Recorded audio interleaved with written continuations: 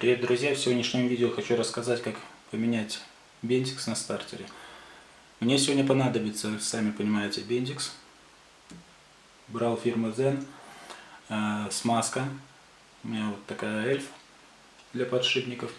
Почему я ей буду пользоваться, так как у меня стоят, покажу, игольчатые подшипники. И, соответственно, стоит и редуктор в этом стартере. Соответственно, 10-13 голова, трещоточка, 2 отвертки, позже покажу для чего. И кияночка, тоже позже покажу для чего. Давайте приступим к разборке. Сразу все убираем лишнее из-под руки, чтобы не мешало.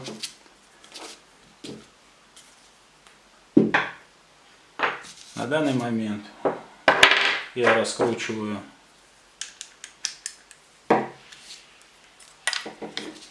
сам стартер, буду располовинивать сейчас. У меня тут десяточка стоит.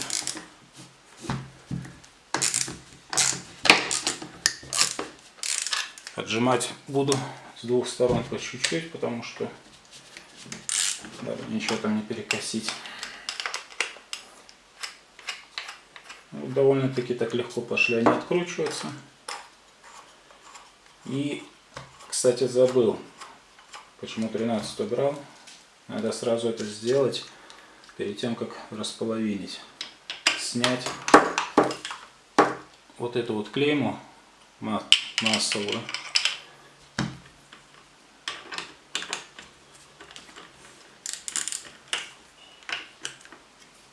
Все, я ее раскрутил. 13 нам не понадобится уже.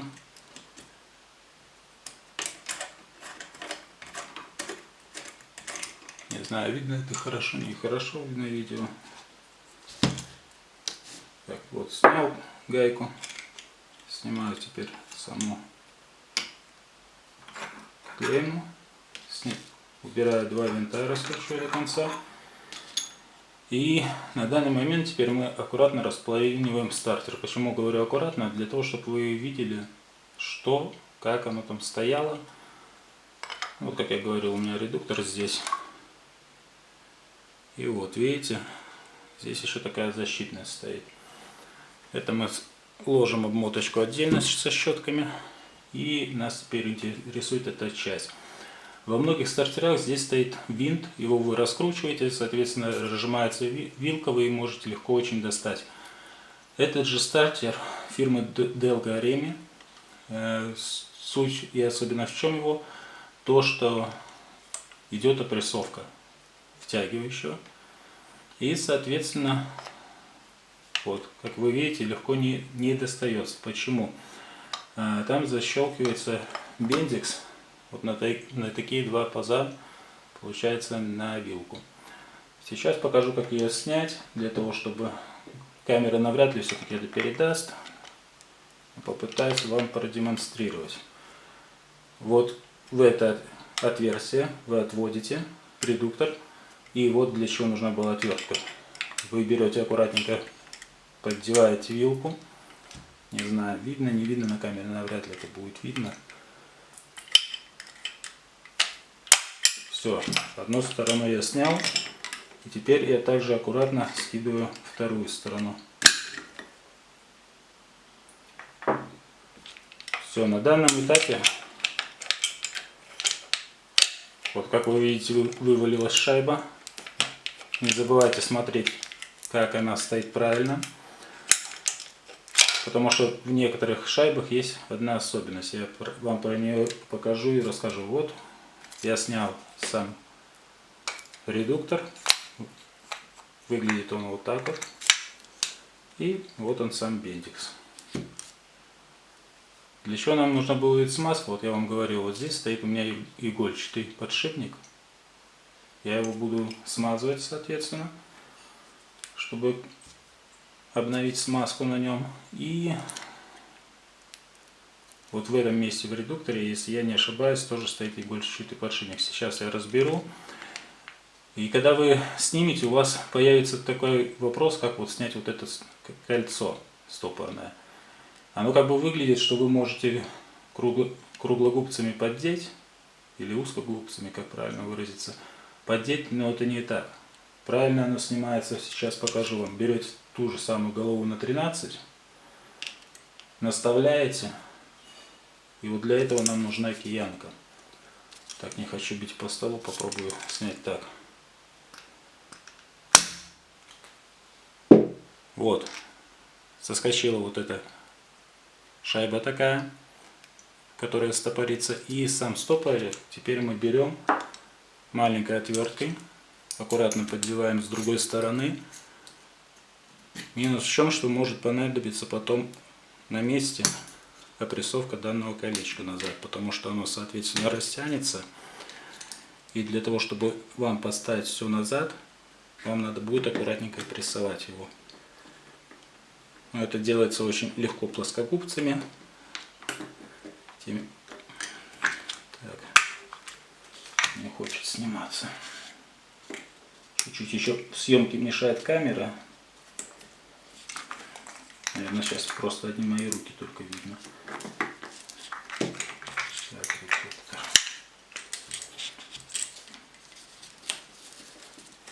Вот берете, так его поддеваете аккуратненько и отводите от вала.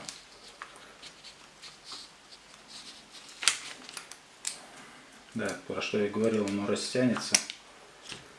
Как вы видите, оно потеряло форму, растянулось. И вот дальше снимаете, сняли все. Кольцо запоминайте, главное, как стояло, потому что при сборке это очень понадобится. Все, бендикс я старый снял, соответственно я его отставляю в сторону, чтобы он не мешал, беру новый. Теперь внимательно открываю редуктор, проверяю, сколько там смазки. Как бы смазка присутствует. Наверное, еще даже заводская. Можно это протереть, посмотреть. Хотя очень вращается легко и хорошо. И просто берете на данном этапе, я вот такую смазочку использую, беру чуть-чуть и смазываю именно игольчатый подшипник. Да, кстати, хочу показать, что я не ошибся, там действительно вот стоит игольчатый подшипник. Я не знаю, видно вам, не видно. Я его смазываю. В редукторе смазки хватает. И даже вот в этом месте тоже вот стоит там игольчатый подшипник, но его уже на камере видно не будет. Все. У меня все здесь смазано, все сделано. Вытираем руки от лишней грязи. И что дальше делаем? Дальше мы просто берем, вставляем наш бендикс на место. Сел идеально. Подложим тряпочку под наш редуктор. Подложим тряпку. И вот про что я говорил. Процесс именно самой сборки. Берем, ставим кольцо, и как мы видим, у нас разжато. Сейчас я схожу сзади круглогубцами поджать. Ну вот я принес круглогубцы. Аккуратненько придерживайте. Можно это сделать плоскогубцами, может даже удобнее будет. И поджимаете само кольцо. Чтобы оно, старайтесь не ужать, чтобы оно не стало овальным. Желательно делать это с нескольких сторон, поджимать. Все, я его поджал. И на данном этапе я сейчас буду его ставить на место. Вот здесь тоже будет особенность шайбы. Почему я говорил, смотрите внимательно, как стояла шайба. Вот эта шайба, она защелкивается. Просто будьте внимательны, потому что когда тянете кольцо, чтобы лишний раз его не снимать, не прослаблять его, меньше этих съемов, потому что оно может также лопнуть от многочисленных снятий постановок. И как вы видите, я его поджал, и оно дальше не идет. Что дальше делаем? Вот это, что шайба стояла перед подшипником, мы ее аккуратненько берем, направляем, беру голову на 13, соответственно, и, как не хочется это бить по столу, я аккуратненько подстукиваю. Просто не хочется портить письменный стол, поэтому Буду стараться делать аккуратно.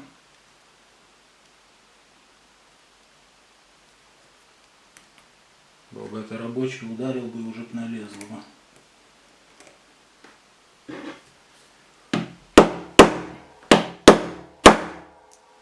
Вот оно пошло. Сейчас мы подправим.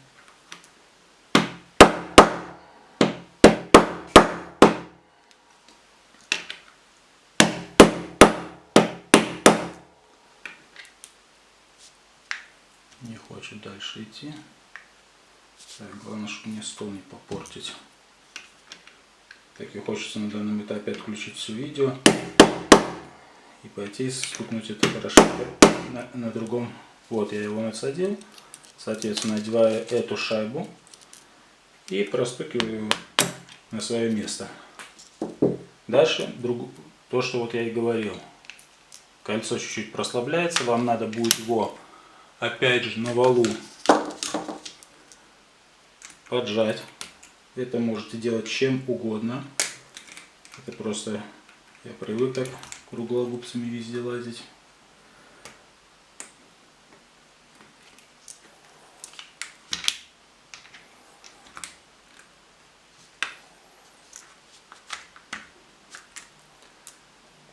Поджимаете опять же с нескольких сторон.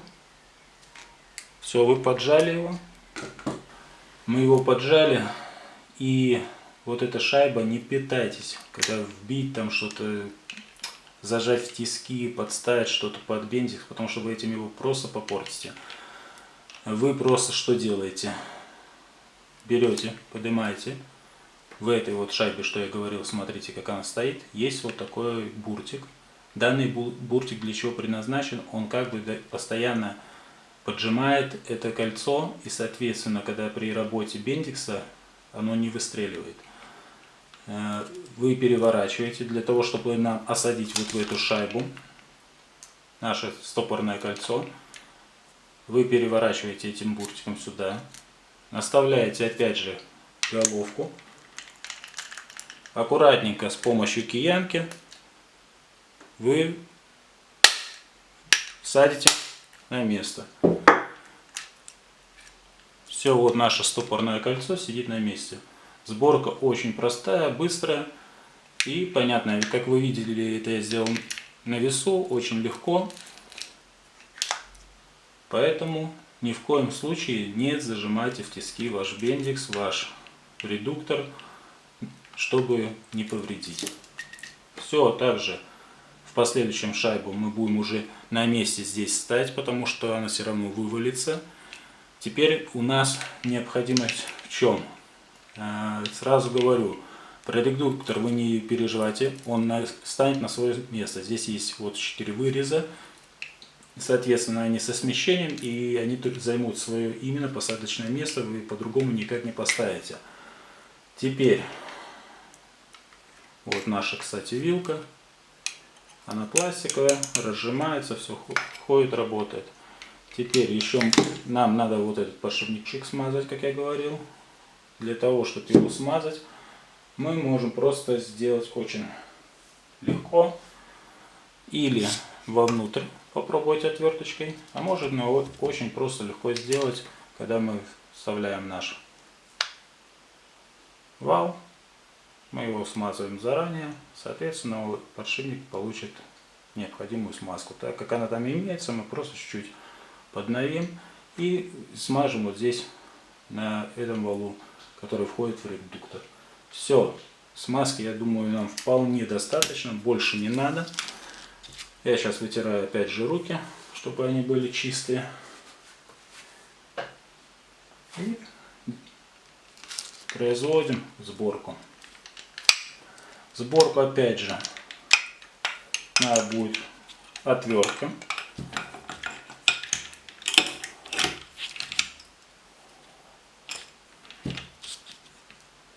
Для чего? Также, чтобы попасть в наше пазльное место. Как это, честно скажу, неудобно с камерой делать.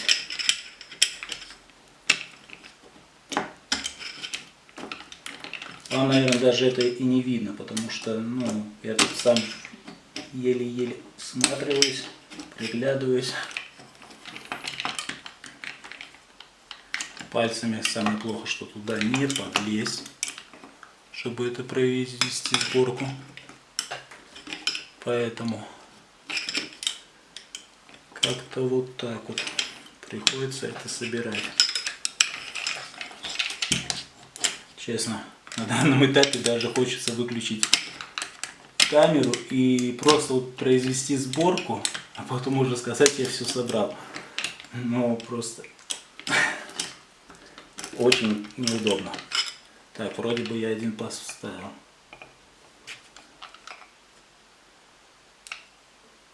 Нет, не вставил.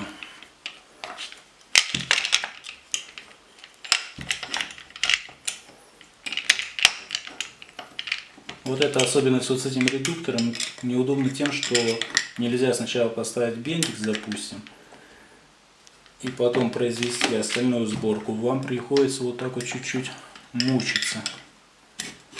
Соответственно, вот сейчас станет уже. Редуктор мне мешает очень сильно.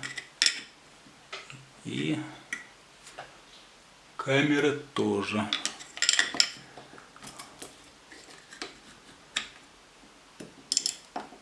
Так. Главное один ус попасть, все попал. Один ус я попал, а другой ус очень легко входит, можно сказать, даже чуть ли не заскакивает уже автоматически туда. Мы просто берем его, направляем по направляющей, там увидите, такие будут скосы, когда разберете. Вы по этой направляющей, вот все, слушайте, все, защелкнулось. Наш бендикс стоит на месте, соответственно, опять вы видите, редуктор не вываливается. Все равно, как бы этот щелчок, если вы слышали, он был, но все равно всегда старайтесь посмотреть, убедиться, что действительно ли оно все встало на место. Вот с этой стороны стоит, с этой стоит. Потому что если вы сделаете сборку неправильно, соответственно, вам придется потом это, к сожалению, разбирать. Но смазку вот я свою пока собирал, вытер, поэтому я тут опять же подновлю чуть-чуть. Поставим правильно эту шайбочку вот этим буртиком вниз. Ставим шайбочку. Подновляем смазочку. И про то, что я говорил, вставляем редуктор. Видите, он не лезет. То есть надо вам будет провернуть, все, он встал на свое место. Процесс сборки у нас завершен. Именно головы стартера. Теперь дальше. Внимательно смотрим. Вот это у нас крышечка, которая защищает от попадания смазки на обмотку. Сейчас я вам достану ее, покажу. Вот. Дальше идет обмотка. Магниты там, соответственно, стоят. И эта крышка прикрывает от попадания смазки с редуктора именно на обмотку. Имеются вот такие две прорези. Соответственно, здесь имеются две выемки. Мы ставим сразу на месте. Редуктор наш уже стоит в том месте, в котором он должен стоять. Мы ставим и внимательно. Не забудьте поставить именно той стороной, где вы снимали, допустим, клемму откручивали. Той же стороной мы аккуратненько это все дело отпускаем. Почему я собираю сейчас именно в таком положении? Для того, чтобы не соскочила эта защитная пластина. К сожалению, вот редуктор не хочет попасть.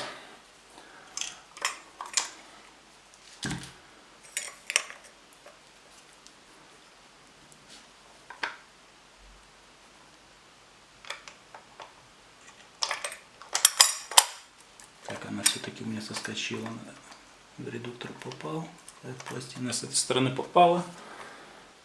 С этой стороны тоже попала пластина на свое место. Все. Все стоит. своих местах. Теперь надо аккуратно провернуть, потому что на этом тоже есть прорезь, чтобы он становился в свое место. Что дальше мы делаем? Дальше мы возвращаем винты. Винты, кстати, я не запоминал, где какой стоит, как бы они длиной одинаковы. Ничего страшного не будет.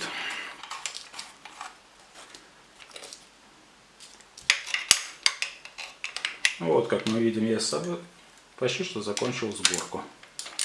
Остается поставить на машину и проверить при запуске. Почему я в щетки не лез? Потому что это действительно был бендикс, он просто проскальзывал. Каждый автомобилист этот звук, я думаю, уже знает хорошо, когда у него просто происходит такой втягивающий сработало, редуктор сработал, крутанул, а запуска двигателя не произошло. Конечно, у меня этот бендикс умирал как-то непонятно для меня. Сначала во время жары у меня пропуски были. Остывал двигатель. Там в прохладную погоду вообще пропусков не было. В том году еще пару раз толкал было я в своих поездках, куда ездил. В итоге в этом году он просто перестал крутить. И здесь я понял, что вся моя проблема была в бендиксе. То есть в том бы году поменял бы. Там был случай на границе с Эстонией. Заглох. Пришлось толкать. Там чуть ли люди в очереди вперед меня не влезли. Я говорю, извините, говорю, я оттуда, очередь там. Человек, конечно, расстроился. Там 50 машин где-то стояло за мной. А он подъезжал. Там где-то меня люди просто не объехали. И он подъезжал где-то метров 300 до этой очереди как раз было. Ну, человек не ругался, хороший попался. И вот так вот я толкача завел. Потом не глушил, соответственно, машину. Думал, что сразу аккумулятор, так как со светом по России ехал, думал, шоколадка сгорела на генераторе. Почистил, проверил генератор, все, зарядки давал нормально. Вот в нем было дело. Во время жары просто он залипал и не заходил в сцепление с маховиком. Ну вот так вот процесс сборки, как вы видели, пока я вам рассказывал про Эстонию, зажал уже гаечку. Остается поставить на машину. Ну вот залез под капот своего автомобиля. Сам процесс разборки, соответственно, не снимал. И сборки тоже не буду. Ну, как понимаете, фильтр скинули. Сзади не забывайте снять шланг с сапуна. Убираем фильтр в сторону. Для того, чтобы ничего не попало, у кого карбюратор, у кого у меня стоит моно, у кого тоже моно, прикрываете, соответственно, чтобы туда ничего не попало. Ну, стартер, как понимаете, стоит там в глубине, соответственно, процесс сборки я не смогу заснять, только могу вот показать, что на данный момент его там нет, и валяется он у меня здесь под ногами. Все. Соберу, дальше сниму, как заводится. Закончил процесс установки стартера на место, собрал. Сейчас сделаю пробный запуск. Видите, как крутит. До этого вообще не крутило. К сожалению, не снял заранее. Процесс сборки также не снимал, потому что трудоемкий и, во-первых, не видно будет. Если бы это делал бы на яме, допустим, или на подъемнике, тогда бы все было видно. Ну что, давайте запустим.